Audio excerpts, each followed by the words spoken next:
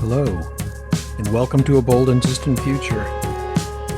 Today we are joined by Scooter. There'll be a smattering of applause right now. Clap, clap, Yeah. clap, clap. My name is Roy. We're here to try to take apart the news in 20 minutes. And there was a lot of news this week. It feels like a sense of helplessness overcomes me in waves, mainly looking at these, images of people being kidnapped off the streets. Just makes me feel so helpless. You want to stop it, but you can't. Well, it's interesting how squirrely ICE is when you confront them. I've Right. seen several videos that have been uploaded to YouTube of people who do exactly that. You can chase them away. Yeah. Well, that I hope will happen more and more. And we've talked about that app called Ice Block. And Yeah. there's another app out there we'll talk about today called, I think it's called Ice List, which is a very interesting one too, where they're trying to identify a lot of the ICE agents and so on. So they're doxing them. Right. Uh, Which I'll show you a link to that on today's episode. couldn't happen to nicer guys. I don't know about that. Well, Labor Day is coming up, September 1st. There are many, many protests happening. If you can't find one, go to the website called 5051. 5051 will help you identify the nearest protest, in your area. And it promises to be a big day. I hope it's a big day for people to get out there. Well, at the very least, I mean, AFL-CIO typically holds picnics so you can, eat. Ah, well, there's an idea. Well, 5051, I don't know if anyone has ever needed to find some place to protest, go to that website. Just Google 5051, and it'll take you to the website. They have an interesting menu where they show you a map, and I think it'll come up in a minute here, of all the different protests happening across the nation. And then you click on it as you zoom in closer. There it is, right? And so you can see there are no shortage of places to go to. Maybe some are not within your, exact neighborhood. But I'm understanding there's 31 events in Minnesota. there are tons of them around here. Let's not forget, I'm going to continue to advertise boycotting the Kennedy Center until that thing happens, that disaster. And these are things that are going on in our immediate future. I kind of wonder if the honorees are like pro-Trump. I mean, I believe Gene Simmons, KISS, Yeah, is fairly right-wing. I believe he is. Yeah. One of the other fellows who is being honored is someone who did Phantom of the Opera. He was the voice in Phantom of the Opera, and everyone knows Trump loves that musical. I didn't Apparently. know that. Yeah, I think he does. That's And- Trump's favorite musical, Phantom of the Opera. He's a Broadway actor, but I think he's Australian. But Hmm. he's being honored. It's a name I didn't know. He's put out a few records, and he was on the Broadway production of the Phantom of the Opera. Yeah, yeah. Yeah, that's one of the very many musicals I've never seen. I don't think I've seen it either. Maybe was there ever a film adaptation? I might have watched that. I don't Well, not of the remember. opera, I don't think. Or of the musical, rather. Yeah, maybe there wasn't. Well, this was interesting. Honey, did you post something negative about the regime? This is where we're headed. Always wondered when they're going to knock on my door. Well, the good news is if they send us all to camps, we'll be in good company. They can put all of us in one space so we can hatch plans together, maybe.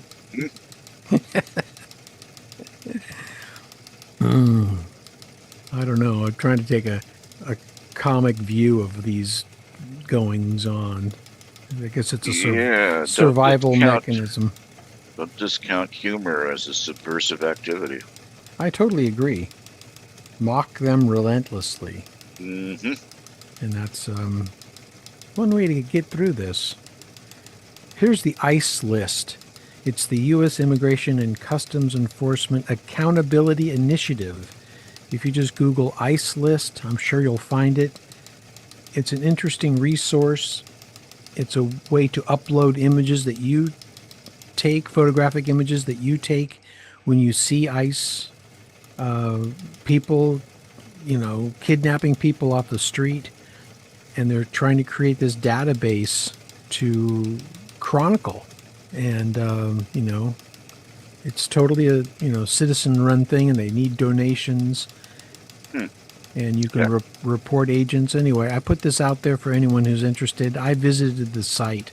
I've never seen an ICE abduction in person, so I don't have images to upload, but I did go and look at pictures and sort of what they're doing.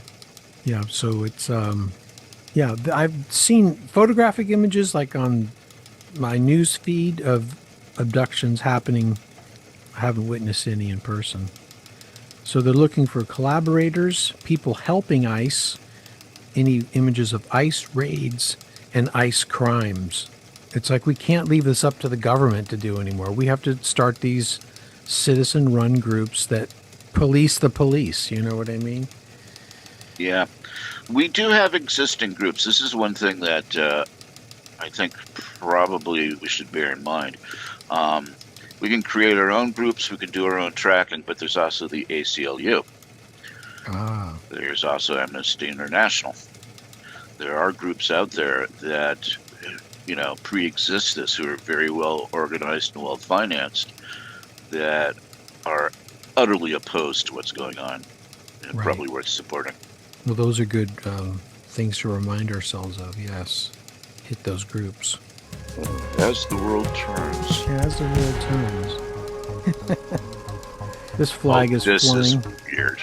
Yes, it's very weird. There was a picture of this flag and this image with ICE agents in the foreground, which I saw, and I thought, oh, that's a better one, but I didn't grab it. You know where this is. I think this is labor. Yeah. What is it? The Department of Labor. Department of Labor. Yes. This is his acknowledgement of Labor Day. This is in Washington, D.C., right? Mussolini-esque, fascist, huge portrait. I mean, it's practically Stalinist. You can go both ways in that. Oh, this is fascinating. Yeah. When the Supreme Court has basically ruled on this, and we know that burning a flag is protected free speech. What the hell is this? Yeah.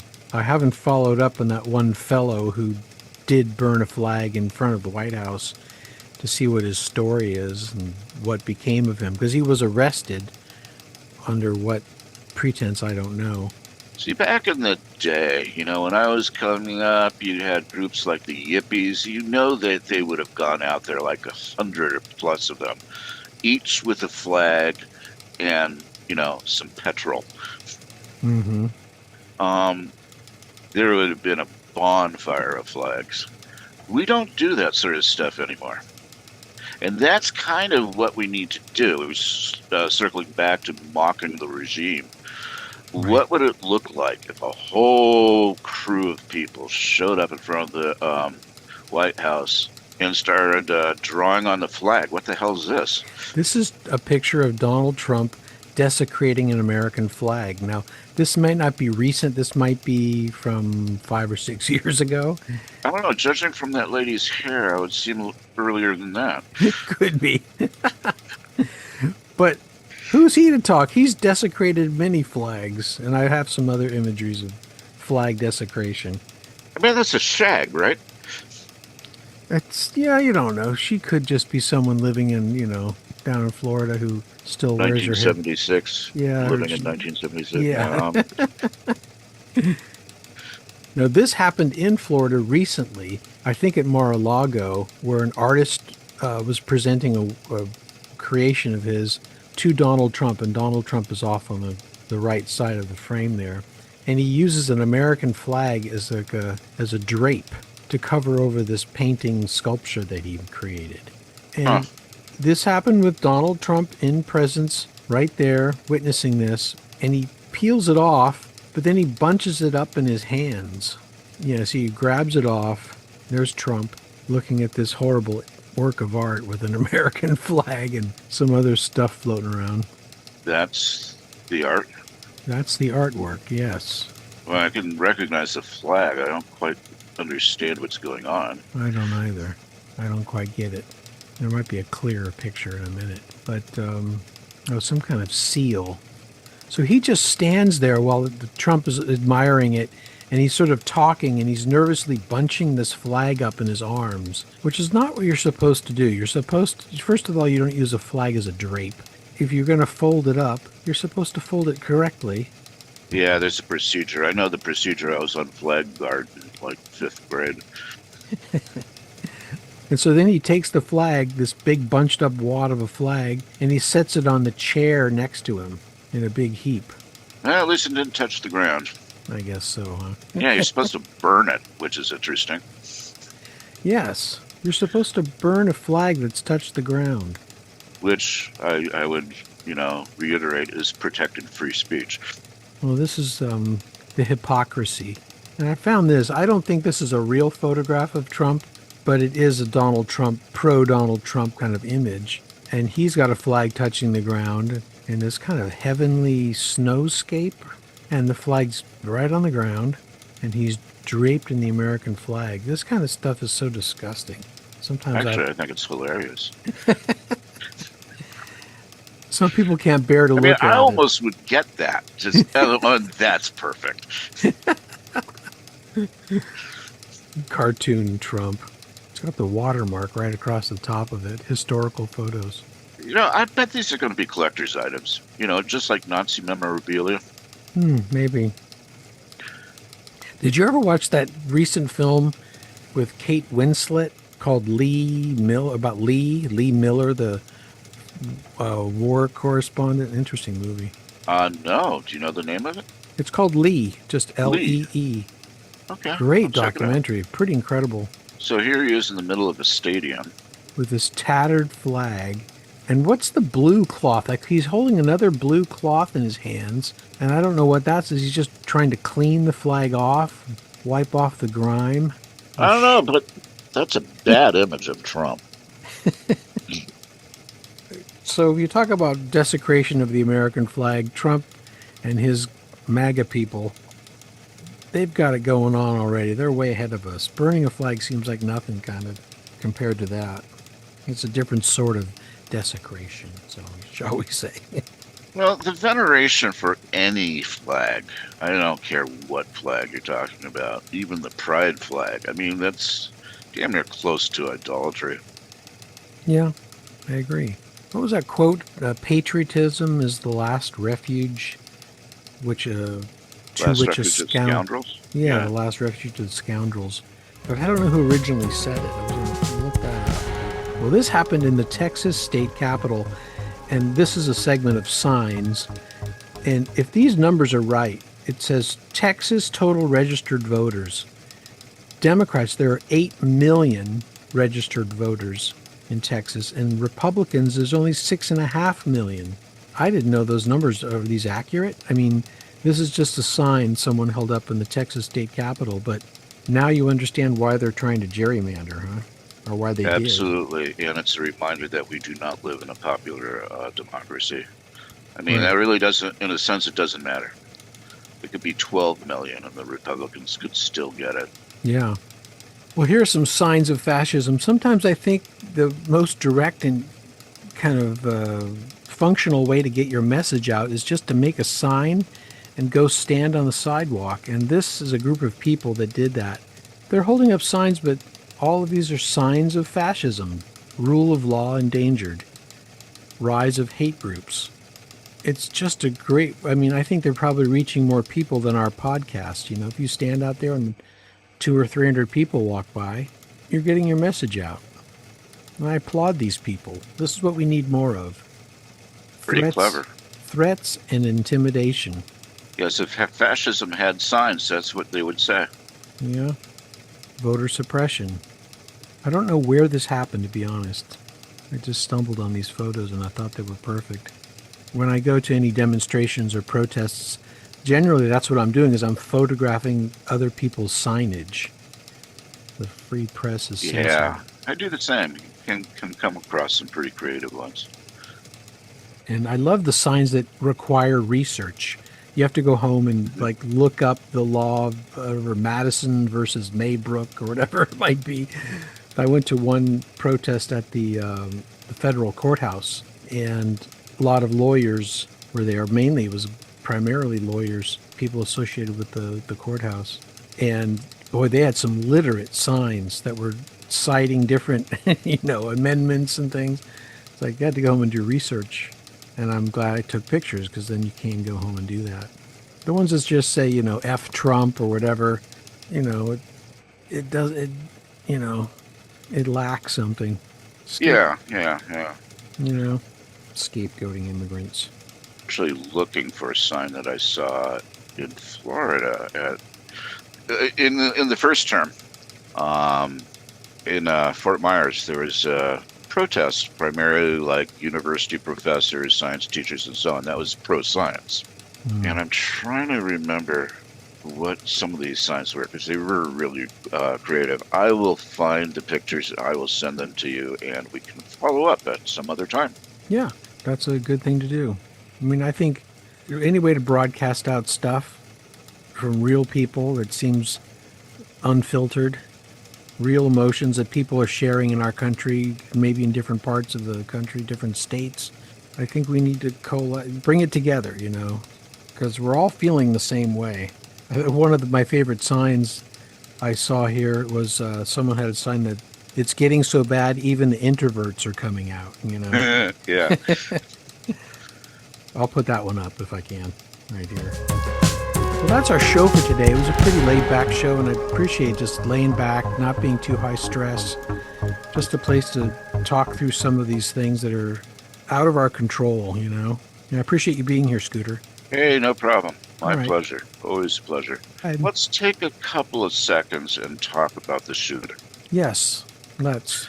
So, I live in Minneapolis, actually a northwest suburb of Minneapolis, but because I think it's worth raising. We are having a crisis that's been ongoing for quite a while. And at some point, I think those of us who identify as progressives need to start thinking about the mental health crisis in this country, which I think lends itself to these kinds of incidents. Just think back on all of the school shootings that have happened to date, from Columbine through Sandy Hook to what just happened here. All of these guys are quite obviously, in need of intervention. Why is intervention not happening? I just want to put that out there. Because eventually we're going to have to deal with the larger issue of health in the United States, but specifically mental health, which always gets short shrift. I mean, most insurance plans, you have to find a very, comprehensive insurance plan that will even touch mental health issues. And when we're talking about Medicare and Medicaid and universal health care, they're not prioritized. And the results are plainly seen. Still with me? Yeah. So I just want to preach for a moment, and that was it. End of sermon. No, I think it's absolutely spot on. It's like I was watching someone talk about this the other day, and they were saying that shooters like the one that happened in Minneapolis, they could be almost easily identifiable through their social media platforms. That they know this guy you could identify on the street. Yeah, probably that too. It's like parents must know, friends must know, teachers, who knows who is in this person's life, but there's no place for them. And you don't want to turn into a culture of,